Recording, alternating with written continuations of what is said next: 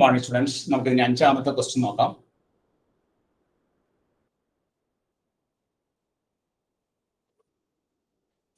അഞ്ചാമത്തെ ക്വസ്റ്റ്യൻ പറയുന്നതാണ് the proportion of A characteristics of A population is P is equal to 0.37. Find the mean and variance of the sample proportion obtained from a sample of size 100. ഇവിടെ P is equal to നമുക്ക് തന്നിരിക്കുന്നത് എത്രയാണ്? P is equal to 0.37 എന്നാണ് തന്നിരിക്കുന്നത്. 0.37. നമുക്ക് കണ്ടുപിടിക്കേണ്ടതൊക്കെയാണ് find the mean and variance of a sample proportion. Mean and variance, expectation of P cap and variance of P cap, ഇത് രണ്ടും കണ്ടുപിടിക്കും. എക്സ്പെക്ടേഷൻ ഓഫ് പി ക്യാപ്പും വേരിയൻസ് ഓഫ് പി ക്യാപ്പും കണ്ടുപിടിക്കണം.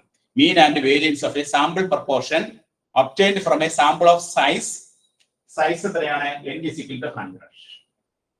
കണ്ടുപിടിക്കും. ഇത് എങ്ങനെയാണ് ചെയ്യുന്നത് നോക്കാം കേട്ടോ.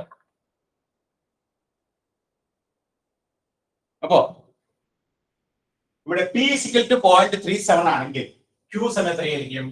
Q is equal to 1 minus 0.37, that is equal to 0.63. ഇനി എക്സ്പെക്ടേഷൻ ഓഫ് പി ക്യാപ് കണ്ടുപിടിക്കണമെങ്കിൽ എക്സ്പെക്ടേഷൻ ഓഫ് പി ക്യാപ് എന്ന് പറഞ്ഞാൽ P തന്നെയാണ്. Therefore 0.37.